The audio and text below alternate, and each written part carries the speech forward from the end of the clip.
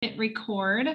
Hello, everyone. My name is Monica McCoubry, and I am the Wildlife Education Specialist with the Nebraska Game and Parks Commission, located here in the Lincoln office.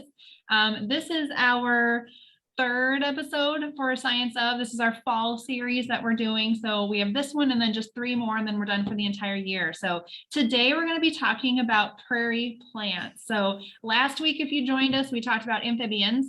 And so we're switching it up today and going from amphibians to plants. And so prairie plants are a really fun idea because of where we live. We live in Nebraska. We are a prairie state. Hopefully this isn't news to anybody. We live in a prairie state. We have different types of prairie, which we'll talk about today, and different plants that are found in every single different ecosystem and mini ecosystem that we have in Nebraska. And we have some really cool plants.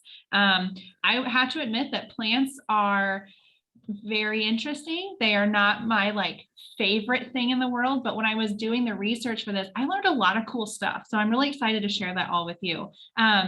Throughout the program, we'll have some kind of stopping points, but if you have any questions or comments or things that you want to know, please utilize that chat function. And my awesome moderator, I'll let her introduce herself, Jamie. Hey folks, I'm Jamie Bachman. I'm a wildlife educator with Northern Prairies Land Trust and the Nebraska Game and Parks Commission. So if you have questions, just put them in the chat and we'll get them sent over to Monica. And Jamie is very good at prairie plants as well. She's very I try. good. I have more love for them than I have knowledge, I suppose. So she's good at answering questions if any of you have them. So again, thanks for joining us, everyone. We'll go ahead and get started here. We will be recording this just so that everybody knows, so that if you know somebody that really wanted to be here and didn't make it today, or if you wanted to share this with someone afterwards, we will post it on our Nebraska Game and Parks Education YouTube channel. And we'll put that maybe in the chat towards the end, but we'll go ahead and get started. I'm going to share my screen here with all of you.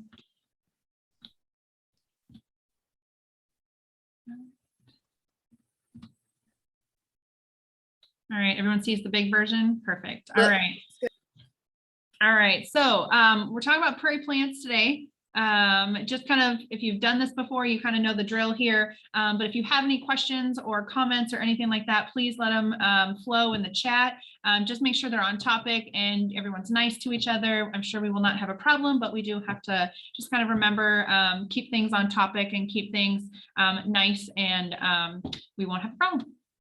Also, I just want to let everyone know I am by means no expert. I love nature. I have done a lot of these programs. I've learned a lot through a ton of research that I do for them, but I am no expert. So if you have a question that none of us can answer today, I will ask someone that hopefully can answer those for you, and we will get back to you. So just want to let everybody know I am by no means a plant expert, maybe close to a reptile, amphibian expert, herb expert, but definitely not a plant person. So but like I said, I learned a lot of cool stuff by doing a lot of this research today, and I'm excited to share that with you. So we'll go ahead and get started.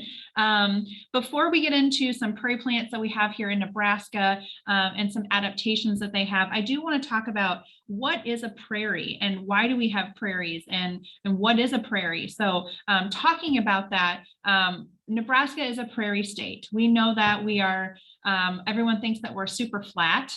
Yes, in some areas, but we all know, true Nebraskans know that we are not a flat state. We have lots and lots and lots of altitude changes, and we have lots of different plants and animals that live in certain areas because of their adaptations to those areas. So one of those ecosystems that we have here in Nebraska are prairies. So the definition of a prairie refers to an area of low topographical relief that principally supports grasses and forbs with few trees. So this is one thing that we need to remember, is that we really don't want trees in prairies. They outgrow things, they shade things too much. So minimal trees is what we really want to see. They're generally a moderate or a temperate climate, like we don't have rainforests or deserts in Nebraska. The French explorers actually called the areas prairie from the French word meaning meadow. So sometimes those two are kind of interchangeable, the meadow prairie areas. So we're going to refer to them as a prairie today. All right, so prairies, when we talk about them, what makes them so unique? So we talked earlier, no trees or very few trees. Nebraska is also home to Arbor Day, so we can't deny that we have roots in trees. Funny, roots in trees, but thanks, Jamie. We do have them. They're in certain areas, but other areas we typically don't want them. Prairies also have very rich, highly organic soils because of all the biomass of the grasses. They constantly die out and recycle themselves. And then one thing we also have to remember is that fire is a huge benefit. So sometimes when we hear the word fire, a lot of people, especially in urban areas that don't understand it, they often typically think that it's not a good thing. So if a fire ravages an area, that area is then dead. But a lot of us know that that is not true. A lot of these plants, they need fire, and these ecosystems need fire. And then there's also typically little rain or water. Areas in Nebraska, typically get anywhere from 6 to 35 inches, depending on where you're looking at in our state. And then there's also a huge biodiversity of plant and animal species. A lot of people look at a meadow and they don't see biodiversity like you would see in a rainforest, but prairies actually can rival the number of plants and animals in a rainforest simply because of all the different insects that you find, the mammals, the birds, the grasses, the forbs, wildflowers, everything that you find there, there's a huge biodiversity.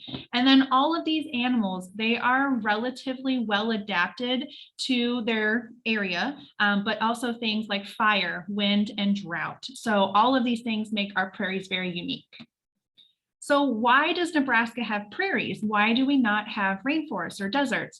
So a long time ago, 12,000, 10,000 years ago, the glacial ice sheets retreated from our area. And over time, that climate gradually changed to favor a grassland. So we ended up with our grasslands. The spruce and the pine forests that were here, they basically left with that cold climate. And then it started getting a little bit warmer and then a little bit drier. And now we have our prairie areas. And also fires and the grazing also keep out the trees and helped those prairie plants grow. So again, we in our very southeast corner of Nebraska, which is our deciduous forest area, it's not necessarily a prairie, it's more of a forest area, but we don't have a ton of that here in Nebraska. So types of prairies in Nebraska, what do we have? We have 4 general types of prairies, but it kind of depends on who you talk to, whether you want to count one of them as a prairie or not. We're going to today. So we have from when you go west to east, we have the shortgrass prairie out in the western Panhandle area. We have the Sandhills as you get a little bit more eastern central Nebraska, the mixed grass prairie, and then in the very eastern side of Nebraska, we have something called the tallgrass prairie. So plants that are in this area, they maintain diversity of the prairie ecosystem. They attract those animals for food and their habitat. And then prairie plants also absorb and convert energy from the sun to nutrients, which they use to grow. And then over time, they pass along things in the food chain. So we got to remember that plants are a huge portion of our ecosystem and our food chain. And we wouldn't have the diversity of animal species that we have without our prairie plants. And then just as a visual thing for those of you that might not know a lot about Nebraska or a lot about the prairies, here's what it looks like. So this very top left-hand corner photo here, this is our shortgrass prairie. Again, the Panhandle area, a little bit drier. And then as you move just a little bit east, this yellow area is our sandhills. And again, some people call it a prairie, some do not. For this program today, we are going to refer to it as a prairie. And then in our middle area, we call it the mixed grass prairie.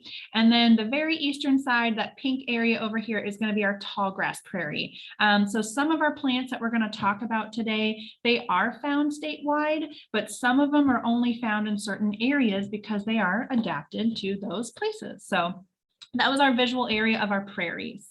So we're going to get in a little bit now to the adaptations of these prairie plants and why they're so well suited to elements like drought and fire and wind. So one of the biggest things about prairie plants is that no matter how hard you look at a prairie and how much you look at it and see it and go through it, you end up missing half of it because of the roots. So underground is where the prairie is. So these prairie plants are known for their roots. The below ground biomass of all these plants. So basically, if you take a prairie and you mowed it all over and you piled up the grass, that weight would be about 200 to 400% less than all of the biomass underground. So if you think about it, a lot of these plants have these super long roots or these intricate root systems that are lateral even because they need to absorb a lot of the nutrients and the water that's underground.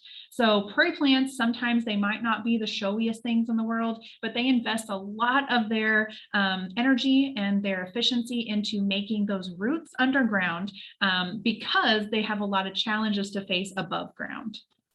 So prairie plants, they survive in these hot areas with very limited rainfall sometimes, and a lot of other plants would not survive. The plants that are on my deck right now, they literally need to be watered like every single day. They would not work well in a prairie just because they're not suited to that area. Prairie plants actually do very well. I have some prairie coneflowers in my garden and I hardly ever water them. So these root systems, a lot of them have branching roots, but they can let them reach water about 10 to 15 feet in the soil. So they stay really hydrated. A lot of plants can't reach that far underground, but prairie plants can. The roots also serve as a good supply and they quickly regrow. So if they have an area that is super dry and they're not getting a lot of the water that they need, they can, wither away and then come back again. For instance, one of the plants that is has one of the most complex root systems is the lead plant. It's a kind of a purplish plant, and we'll actually show it here later. They have about 6 to 16 feet vertically of roots, so that's huge, 6 to 16 feet, and then 4 feet laterally. So they cover a lot of ground. Even though the plant itself is only about 3 feet tall, they have a lot of underground roots so that they can reach nutrients and then they can reach water. And then a lot of plants also have these secondary root systems that basically hold the soil together around it. So if there's a very strong wind, or if all of a sudden you get a ton of rain at one spot, it'll flood the area. And then that plant, a lot of other plants would not make it, but those secondary roots hold the ground together so the plant can stabilize. All right, wind is also another huge element on the prairie, and we all know living in Nebraska, it gets pretty windy. So one of the things that I found is that wind is one of the most top environmental stresses for flowers and plants, and it strongly affects their developmental growth. And even when we're talking about things such as crops, it can basically reflect how much yield you're going to get out of those plants. So the most common adaptation for a plant is, if you think about it, the taller you are, the more wind and the more drag force that you're going to receive. So if plants are shorter, they're not going to have to deal with as much wind. They just don't have a lot of extra surface area for the wind to grab, so that they don't have to really deal with it. Some plants will also show, some of our prairie plants get rather tall. So what they do is they increase the stem thickness and the tissue strength. So even if they are windy, it's a very tall plant, they will have a very good hold system in the ground. And then some of our grasses, if you've ever, looked at turkey grass, for instance, they're pretty springy. So they don't have those short adaptations and they don't have that extra stem thickness. But what they will do is they'll just spring back up. So it's not a lot of extra work for that plant, and they're not super heavy to spring back up. All right, wind also enhances the water stress on a plant. So it reduces the plant temperature and how it cools. So again, that can affect your development. So plants that are exposed to the wind had shorter and thicker petioles, and basically their leaf shapes were more rounded to conserve that water. Otherwise, you're going to dry out. Studies also showed that the higher water transport was required under wind, which it isn't shocking. The more wind that you have, the more that you're going to have to transport water because your plant is drying out. But again, this all depends on the different parts of the plant. Some plants, they're thicker at the top where the wind is hitting them more, and then thinner at the bottom. And then some plant species don't have anything. So again, it's all dependent on what species we're talking about. All right, drought. Drought is also another thing that prairies have to really deal with. We know that they don't get a ton of water, especially places out in the shortgrass prairie or the Sandhills area. So they're pretty drought resistant. Some structures of plants help them deal with very minimal water. For instance, the prickly pear cactus, they have spines that are covered in wax, and that wax just basically makes the plant store some more water so that it doesn't evaporate so much. There's also something called a cup plant. This plant is really neat because the leaves will literally kind of attach to the stems and make a cup. So when it rains, they can collect that water and slowly use it throughout the plant until there's another rainstorm. And then something else that's also really neat is our compass plant. This plant gets rather tall. And so what it will do is it will turn itself north or south, depending on where the hottest part of the sun is, so that they are facing away from it. So pioneers used to talk about these plants, and it might be a little bit of an urban legend, but they do move depending on how hot it is and where the hottest part of the direct rays of the sun are, so that it doesn't dry out. So a lot of plants have very cool adaptations that they use. All right, and then fire. We talked about this earlier. Fire is not necessarily a bad thing at all. Prairies need fire. It discourages those non-native plants and trees from growing on the prairie. And the two main things that we want to remember as far as plants, or as far as plants and fire, is that it slows down the invasion of trees. And then it speeds up decomposition and it returns nutrients back to the soil. So there's a lot of different nitrogen fixing legumes on the prairie. And then when they decompose after that fire, they put that nitrogen back into the soil. And a lot of plants, they actually speeds up their germination so they can grow faster than something else that's non-native. The roots of the prairie plants usually form very thick networks underground. So when the top half of the plant is on fire, the bottom half is still alive and well. The soil then will act as that buffer zone so that the fire doesn't completely destroy that plant, because that is not what we want. When you do see a prairie that has been burned, you'll notice this black area right here. And sometimes it's still smoldering even. It warms up very quickly in the sun, and it helps those seeds then germinate. So existing plants will grow stronger, and then some plants have very hard seed coats. And when the fire hits them, they actually break open so that they can grow quickly. And a lot of those plants, they need fire to have them open. So fire is a very, very good thing when we're talking about prairies. All right, so that was a lot of information. It was just kind of a quick little rundown of adaptations and what prairie plants are dealing with. So now I want to go ahead and talk about some of our very cool native Nebraska plants that we have, but do we have any questions or anything like that? I don't see anything. I don't see anything in the chat, Monica. So I think we're good.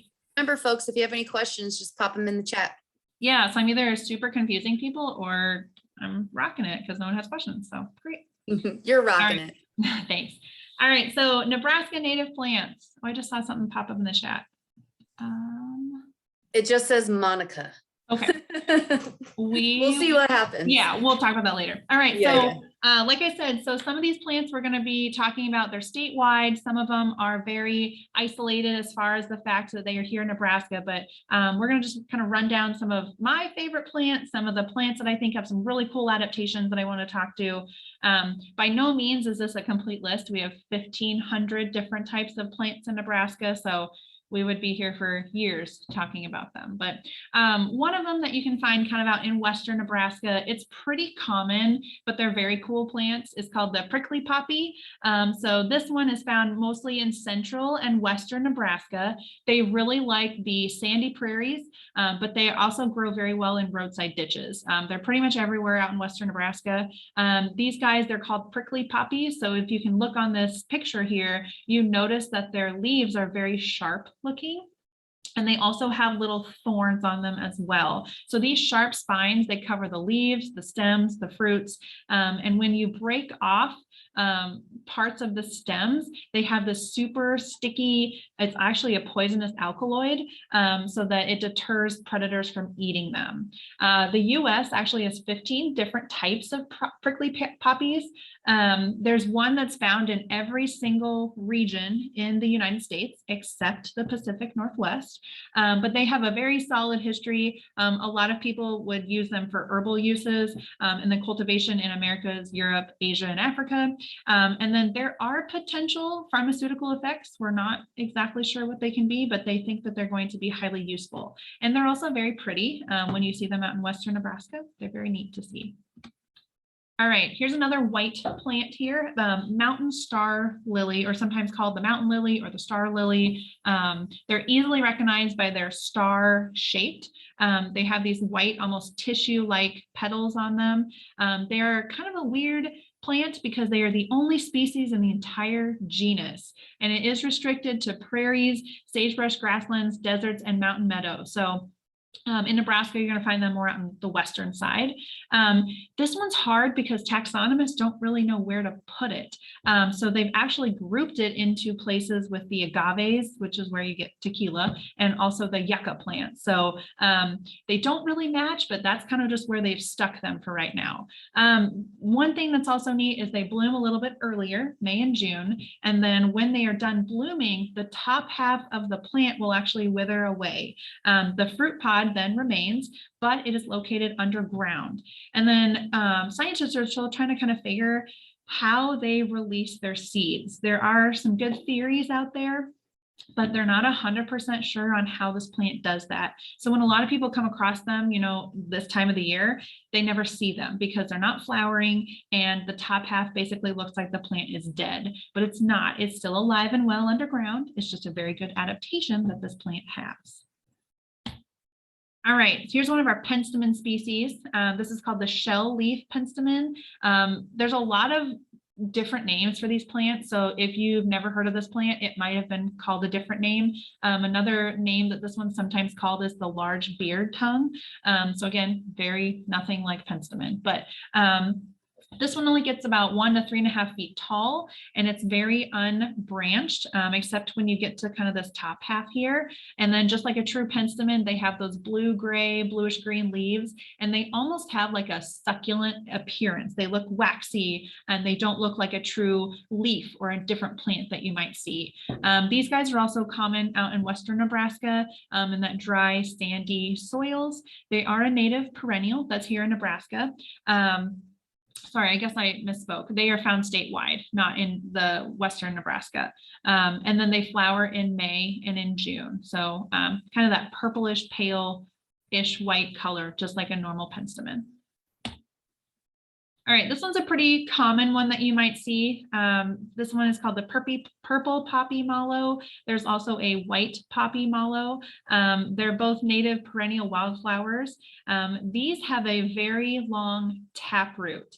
So if you've ever pulled out like a dandelion in your yard before, you know that it's very hard to pull them out because they have this long single root that goes all the way down underground. This is very similar to that of a carrot. So these guys will flower mostly in June, but they can go all the way through October. So you might even still see them out on the prairie. They generally like moderate to dry, moist prairies. They do very well in roadside ditches. They're found very commonly throughout Nebraska, mostly the central and the eastern part, but like southern, central, and eastern part. They also are pretty good to eat. I've never done it, but they have a very sweet, have you done it, Jamie? Okay, yeah, so they have like a sweet starchy root, it said, and then also if you eat them raw, it's kind of like eating a parsnip, someone has said before. A lot of people would boil the roots and then they would drink it for internal pains, and then sometimes they would actually burn them and inhale the smoke to cure head cold. So very interesting plant, very overlooked plant. All right, we talked earlier about this very complex root system in this thing called a lead plant. So here's what it looks like. Very, very cool plant. It has this orange little beads on it. It has this purple, it almost looks like salvia or sage And it has very cool leaves as well. They're kind of fuzzy. This plant is in the bean family, found very much statewide, but it is becoming sort of infrequent in the Panhandle areas. It grows in a variety of prairies, so tall grass, mixed grass, short grass prairies. It is a native perennial. It's technically a shrub, but it has a very extensive, deep, tough, woody root system. So we talked earlier, 6 to 16 feet vertically, about 4 feet horizontally.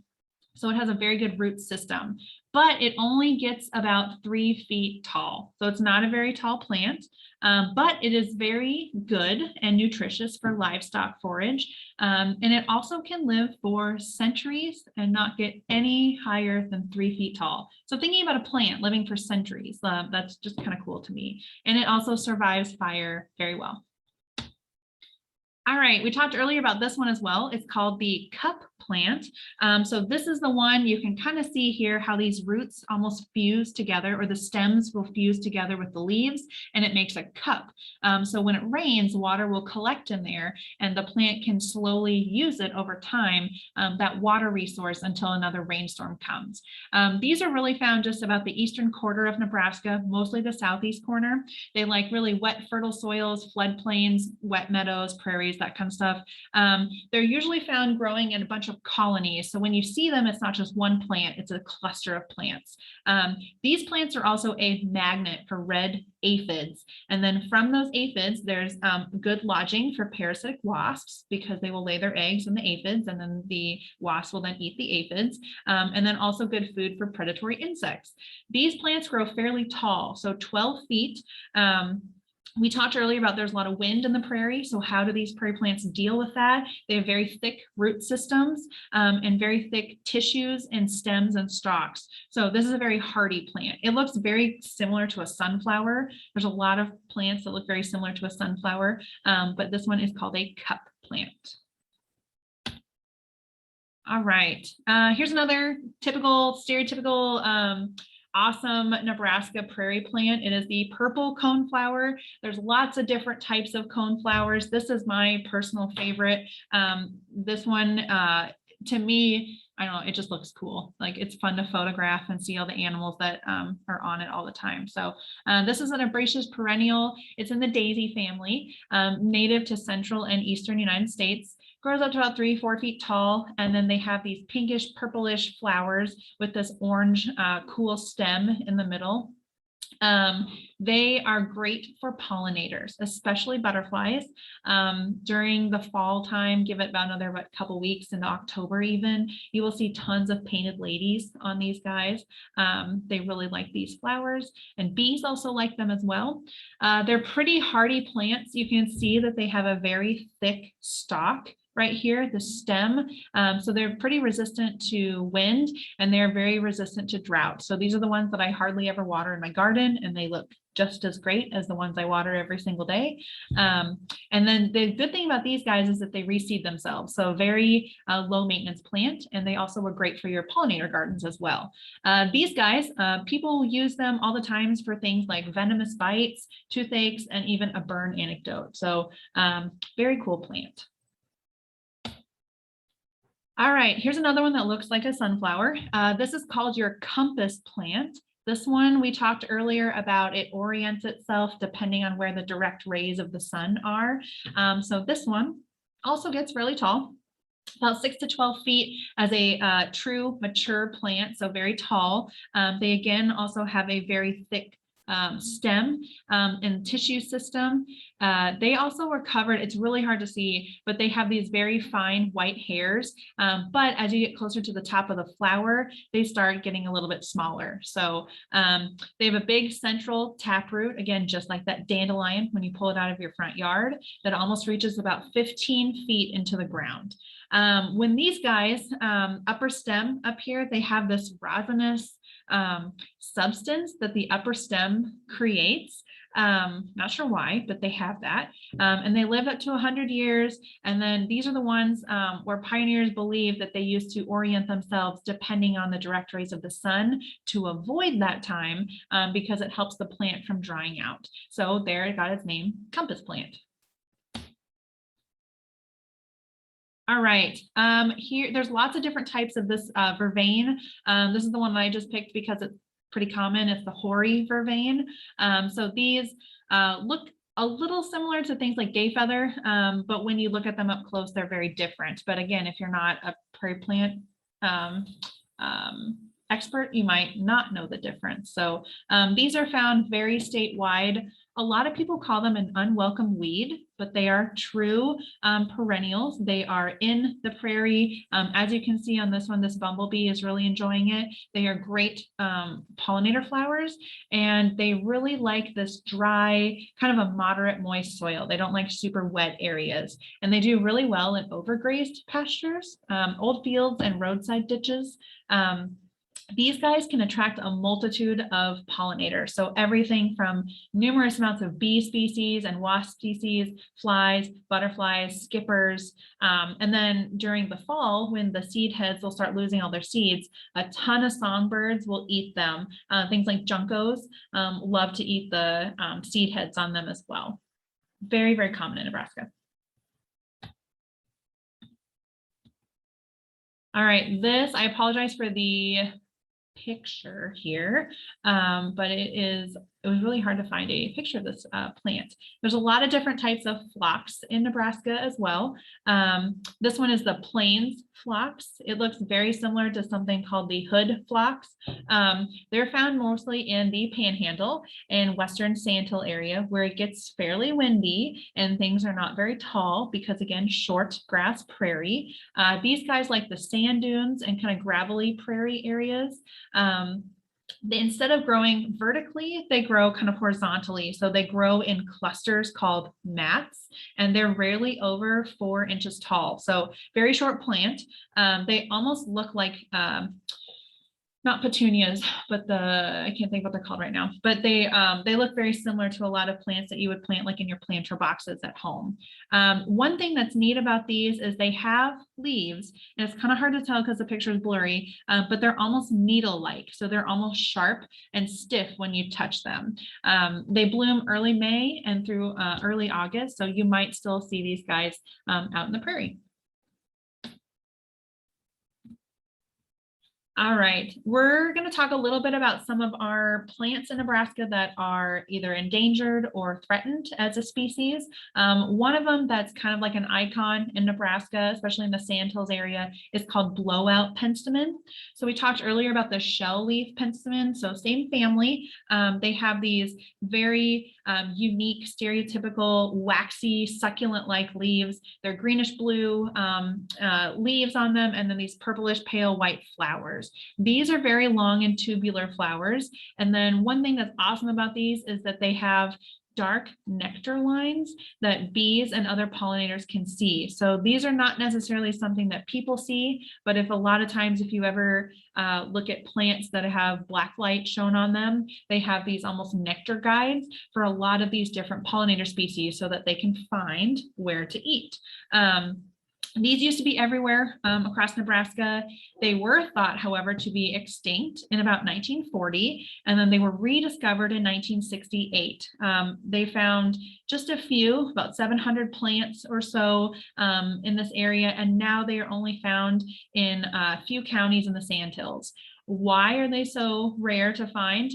They really like these things called blowouts or sand blowouts. So they're very restrictive on their habitat and where they can grow. They are in Nebraska.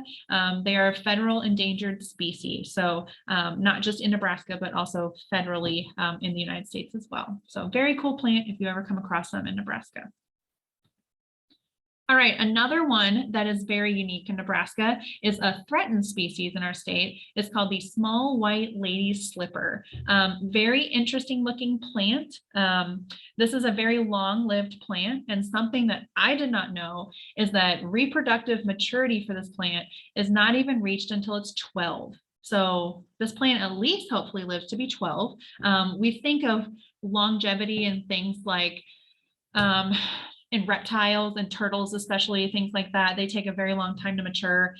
This is a plant. So this is taking 12 years for this plant just to be able to reproduce, and then in the hopes that it will reproduce. That's probably one of the reasons why that it's a threatened species. But what will happen is that they are long-lived and they come from this fleshy rhizome underground. And then there's one stem or one flower per stem, and they bloom in about mid-May to mid-June, so a little bit earlier in the year.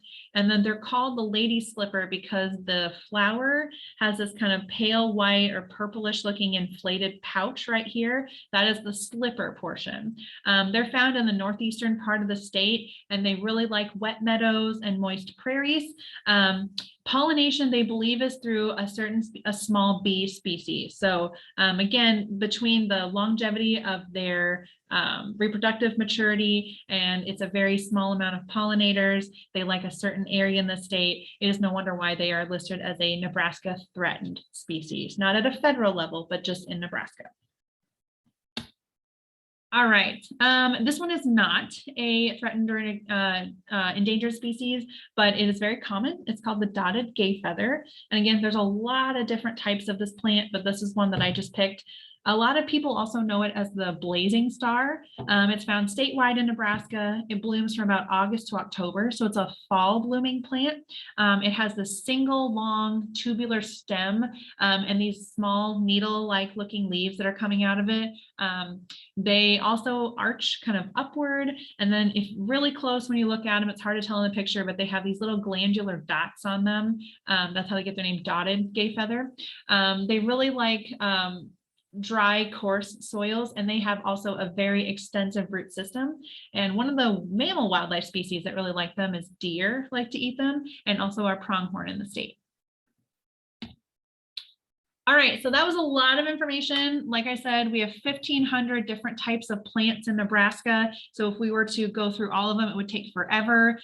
We could probably do 3 or 4 of these different science of prairie plants out there. So hopefully you got a little taste of what prairie plants are, why we have prairies, what our different prairies in the state are, and some of the adaptations that these amazing plants use to be able to withstand drought and fire and wind and all these different things. So thanks for joining me for prairie plants. Our next Science of will be next Thursday.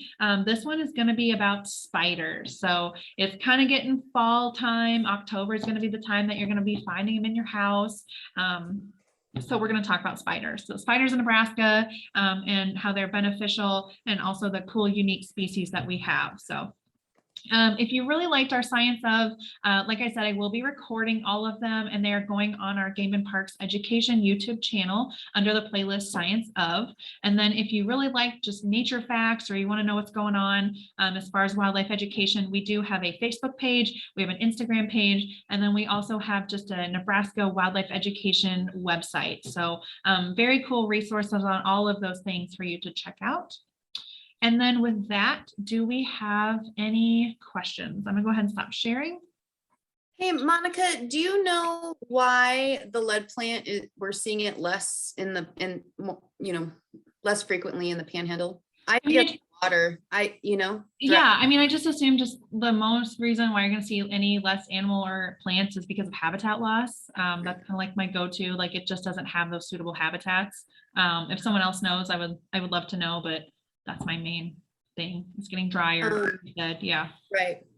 Someone asked about growing echinacea in the purple coneflower in Southern California, and I looked it up, and it seems like it's the same species in Nebraska that can grow in Southern California, but maybe need like a local eco-type seed or something to make it work. I don't know. Yeah. I don't know anything about growing them in California. I assume that they can't be that difficult, or if there are certain coneflowers that work, there are like the FDA database you can look at and see which areas grow or which species grow best in your area. That would be a good resource to look up as well. And also good resources for identifying plants. I was just going to try and throw up a couple of books real quick. Do you have? Yeah, I didn't bring one, but one that I really love is it's a little bit older. It's a Game and Parks one. It's by John Farrar. It has a very, very cool blowout pensament on the front cover. That one is amazing because it's very user friendly for someone like me that does not know a lot about plants, but it identifies by color. So it goes by yellow or white or blue or purple, and it's all colored inside. It's a pretty thick book, but it talks, basically I use that for a lot of my presentation stuff today. It talks about habitat, what people use it for, the range of this when it blooms, pretty much everything you want to know about prairie plants. So I was gonna go grab mine, but I think I left it outside. that one I use a lot. And there's also like depends on where you are in the state. Sorry, tall or short grass, mixed grass, sandhill people, if you know of a really good one, but there's a lot of good tall grass prairie resources out there. Maybe that's just because where I live and that's what I use a lot. The John Farrar would be like the one to go to. Do you have another one? That's the one I use a lot, is the John Farrar. And also iNaturalist is a crowdsourcing community science platform. And so if you take pictures and you can upload it, and then the community will help identify plants. So I always use that for plants. So that's a really good one too. And it's almost like instant too. Like you get an instant response, which is super. There is a very cool app. For the most part, it's fairly accurate depending on how well you're at taking pictures. It's a little expensive. It's like a one-time thing. I think it's like $30, called Plant Snap. If you take a photo of your plant and upload it to the site, it'll say, I think it is this, and it does for trees and plants. Sometimes it gets a little difficult for things like prairie plants, just because, is this a prairie coneflower? Is this a purple coneflower? So there's like all these different types of species, and there's just very, very small, minute details that make them different. So, but yeah. I am popping that a link to that Farrar book in the chat for anybody that wants it.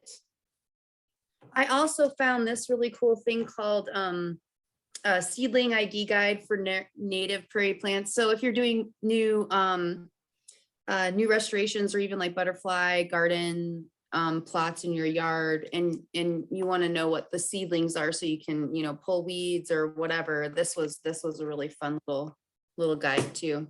Yeah, and Judy also put the Nebraska Extension Service has a lot of good documents that you can print off for free. Yes, they absolutely do. They have a lot of good PDFs out there, and good longer books, like printed PDFs that you can buy and print off yourself, that are very good at identifying. So thanks for that, Judy, too. Here's a question here. What about Little House on the Prairie, or other people who had farms or prairies? How does that affect prairies? I mean, I'm sure with anything, like when we talk about people didn't understand fire when they first started it. So I think that they were very reluctant to do that.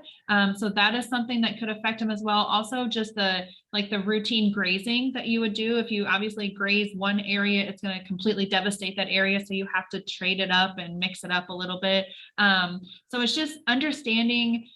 Now we have a lot better idea. Unfortunately, now we're losing them, but we understand now what we're doing and what we need to do to save those areas. So for a while, it was just like a learning process. Like we did not understand how to work the land, and we didn't understand that if we build a shopping mall right here, this is going to wipe out, what's the big deal if it wipes out a couple of lead plants and a couple of sunflowers. So now we know how to do that, but there are a lot of things that can affect that prairie. And it's really cool that they had those books back then, because I feel like that brought a lot of attention to the prairie. In my opinion, there's not a lot of great books about the prairie. You read about the rainforest, you read about the Arctic and things like that. So it's nice that brought attention to prairies, in my opinion. But any other questions? Thank you everyone for joining us. Like, those were great questions. And again, we might do another one of these prairie plants. There's a lot of stuff that we didn't cover and didn't talk about. There's a lot of cool plants out there. So hopefully we can do another one. So thank you so much, everyone. Yeah, good job. Super great. It's great. Thanks to see you all. Yeah, thank you, Jamie, too, for moderating. I appreciate it. No problem. Thank you. Bye, folks.